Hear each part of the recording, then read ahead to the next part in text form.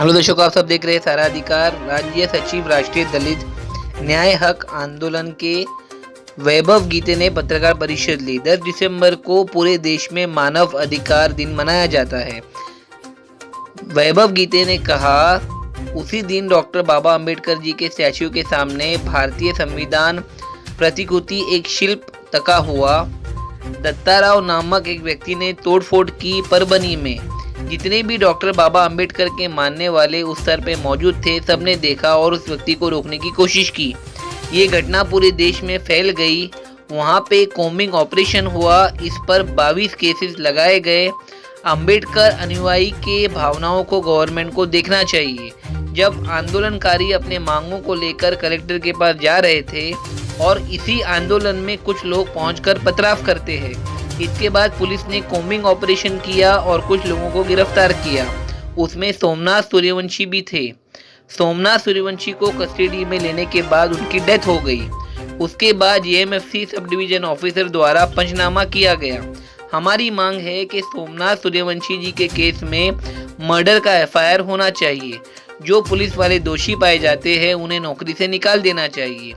DYSP दिमाली investigation ठीक से नहीं कर रहे हैं और हमारी मांग है कि इन्वेस्टिगेशन में पारदर्शिता हो। इस कॉन्फ्रेंस में Praveen More, assistant private secretary to minister of state for social justice and empowerment भी मौजूद थे। देश और दुनिया की तमाम खबरों के लिए देखते रहिए सारा अधिकार। 10 दिसंबर को जो देशद्रोही ने डॉक्टर बाबा अंबेडकर की प्रतिमा का अपमान किया है, इसके बारे में खुलासा कीजिए। आज आपने पत्रकार परिषद जो ली है, ये संदर्भ में 10 दिसंबर को क्या हुआ था, किस तरीके से उस व्यक्ति ने अपमान किया और आगे आपने कैसे अप्रोच किया पुलिस स्टेशन? 10 दिसंबर को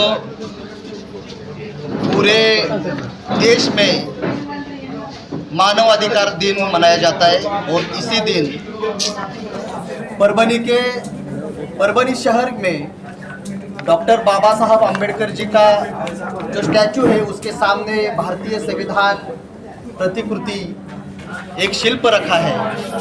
उसका तोड़फोड़ एक व्यक्ति दत्ताराव पवार उसका नाम है, जिसको कि जो भी अंबेडकरी अनुयायी वहाँ पर थे जिन्होंने ये घटना देखी उन्होंने पकड़ा।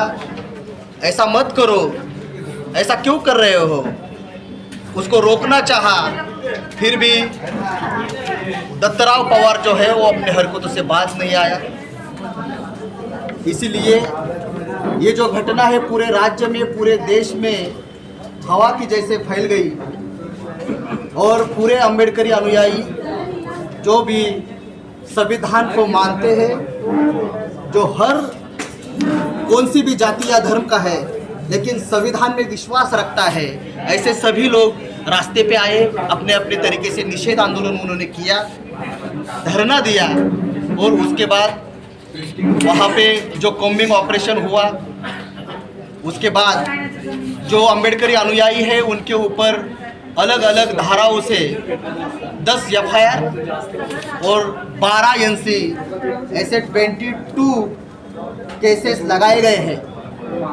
हमारी मांग है कि ये सारे केसेस ये गवर्नमेंट ने पीछे लेना चाहिए और अंबेडकरी अनुयायी जो है उनकी भावना है संविधान, जो संविधान अमृत महोत्सव है, संविधान अमृत महोत्सव में ऐसी विटंबना हो रही है, ऐसी विटंबना होनी नहीं चाहिए। ये जो भावना उनकी थी, इस भावना को गवर्नमेंट ने देखना चाहिए और उनके ऊपर लगे सारे केसेस पीछे लेना चाहिए। सर, इस मामले में सोमनाथ सूर्यवंशी जो वकील थे उनके साथ मारपीट की गई और उन्हें जान से मार दिया गया।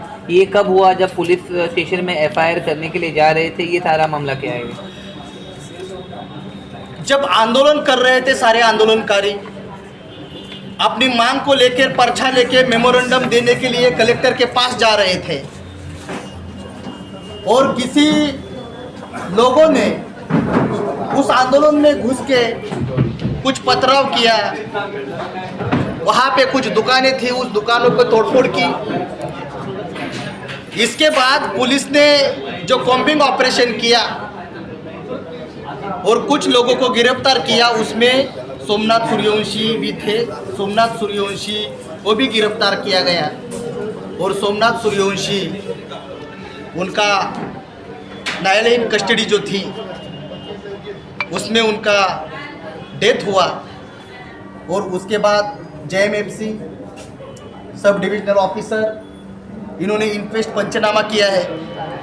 अभी तहकीकात चालू है, लेकिन हमारी मांग है कि सोमनाथ सूर्यवंशी जी के केस में मर्डर का FIR होना चाहिए। जो भी पुलिस वाले दोषी है उनको तुरंत नौकरी से निकाल देना चाहिए और निपक्षपात पारदर्शी इन्वेस्टिगेशन होने के लिए जो PCR के सुप्रिटेंडेंट ऑफ पुलिस है, SP है नांदेड़ परिक्षेत्र के, उनके पास ये तहकीकात, ये इन्वेस्टिगेशन उनके पास देना चाहिए। जो इन्वेस्टिगेशन अभी संविधान प्रतिकृति की विटंबना जो हुई है उसका इन्वेस्टिगेशन जो DYSP डंबाले कर रहे हैं वो इन्वेस्टिगेशन ठीक से नहीं कर रहे हैं। सर, अमित शाह जी ने डॉक्टर बाबा अम्बेडकर जी के बारे में बहुत अपशब्द किया था और सोमनाथ जी जिस तरह शहीद हुए हैं तो उनके जिस तरह वो शहीद हुए उनके साथ में ये घटना हुई है, तो इसके जिम्मेदार आप किसको ठहराते हो? सोमनाथ सूर्यवंशी जी की जो डेथ हुई है, बल्कि उनकी हत्या की गई है, इसके जिम्मेदार हम पहले दिन से ऐसा बोल रहे हैं कि जो भी पुलिस वाले इसमें दोषी है, वो छोटे पुलिस अधिकारी है या आला अधिकारी है, उनके ऊपर कार्रवाई होनी चाहिए।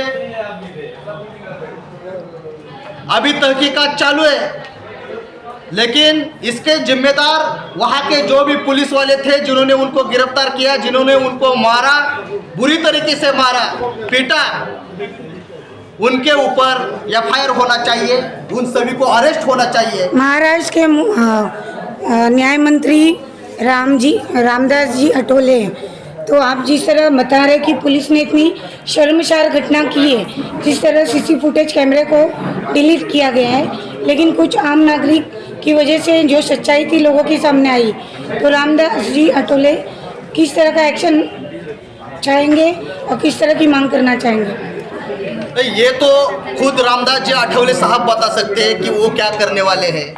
हम लोग आम आदमी है, हम संस्था संगठन से हैं, तो जो हमारी जिम्मेदारी है वो उस जिम्मेदारी को हम निभाएंगे। हम जोरों शोर से इस मांग को उठाएंगे कि सोमनाथ सूर्यवंशी जी के हत्यारों को शिक्षा होनी चाहिए, उनको अरेस्ट होना ही चाहिए। हमारे व्यूअर्स को क्या कहना चाहोगे सर?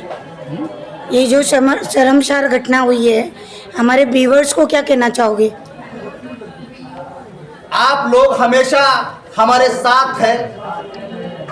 आप ये गंभीर घटना के ऊपर आप सब देख रहे हैं, लेकिन संविधान का अमृत महोत्सव है, 75 साल संविधान को हुए हैं, तो आपके जो व्यूअर्स हैं उनको हम बताएंगे कि इस लड़ाई में आप भी हमारे साथ अंत तक खड़े रहें। धन्यवाद सर।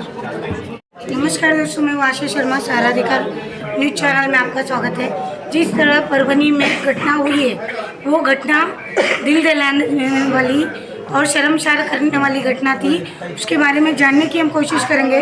मैडम नमस्कार। जिस तरह की ये घटना हुई, आप क्या कहना चाहोगे उस विषय को लेकर? सभी महामानवों को प्रणाम करके हमारे जो राष्ट्रीय न्याय आंदोलन है उन्होंने इस घटना की पूरी फैक्ट फाइंडिंग की है और अभी आपके सामने से रखा है। लेकिन मेरा कहना है कि इस देश के जो पंतप्रधान उनका मैंने देखा है कि संविधान के प्रति बोल रहे हैं और संविधान को कांग्रेस ने कैसा बदनाम किया ये भी बोल रहे हैं, लेकिन उनके राज्य में उनका नेता है और महाराष्ट्र पे मुख्यमंत्री देवेंद्र फडणवीस है। उनके राज्य में वो जैसे इलेक्शन जीत के आए, जहां महिलाओं ने बहुत सारा लाड़की बहन योजना का अंतर्गत फायदा उठा के ये जीत के आए, लेकिन इसमें कॉम्बिंग ऑपरेशन में महिलाओं को जैसा मारा गया ये उन्हें क्या फडणवीस को दिखाई नहीं देता है। हमारे सारे बहुजन समाज के ऊपर जो जो अत्याचार हुए हमेशा से हो रहे हैं। मैम 10 दिसंबर के बाद जो कोमिंग ऑपरेशन था उसमें महिलाओं के साथ जैसे आप बता रहे हो वो किस तरीके का व्यवहार किया गया वो बताइए दर्शकों को। जैसे कि घर में घुस के महिलाओं को मारा है, छोटे बच्चों को भी नहीं देखा गया। महिलाओं को लाठी से मारा तो उनके पाँव टूट गए, हाथ टूटे, जख्म हुए। किसके द्वारा किया गया ये? पुलिस। ओके, ये एफआईआर होने के बाद में हुआ था ये? हाँ, एफआईआर तो कहाँ हुआ एफआईआर? इस घटना का एफआईआर नहीं हुआ।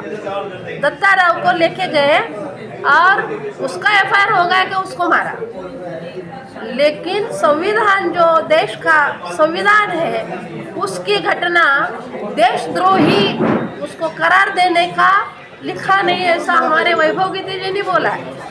और वहाँ भी नहीं है इसके लिए बोला है, क्या ऐसा वैसा नहीं बोल सकते। लेकिन ये महिलाओं का और ये सभी अम्बेडकरी अनुयायियों का कोम्बिंग ऑपरेशन किया, उसमें कैसा मारा है? महिलाओं को नहीं देखा गया कि ये महिला आंदोलन में है नहीं है, घर में घुस के जो हमारे लोग रहते उनके ऊपर मारा है लाठी काठी से। तो कैसा मारा है? ये वीडियो तो होंगे वायरल हुए। धन्यवाद। आप देख सकते हो तस्वीरों में किस तरह महिलाओं के साथ अत्याचार हुआ है, पुरुषों के साथ, बच्चों के साथ अत्याचार हुआ है। जिस तरह महाराष्ट्र के मुख्यमंत्री जी लाड़की बहन की काफ़ी तारीफ करते हैं और दूसरी तरफ उन्हीं के घर में घुस के उनके जो पुलिस कर्मचारी है वो बच्चे, महिला और बूढ़ों को मारते हैं। ये किस तरह की सरकार हमारे महाराष्ट्र में आई है, उस चीज़ से लोग चिंतित है। हमारे चैनल से यूँ बने रहें, फिर मिलेंगे आपके साथ। नमस्कार।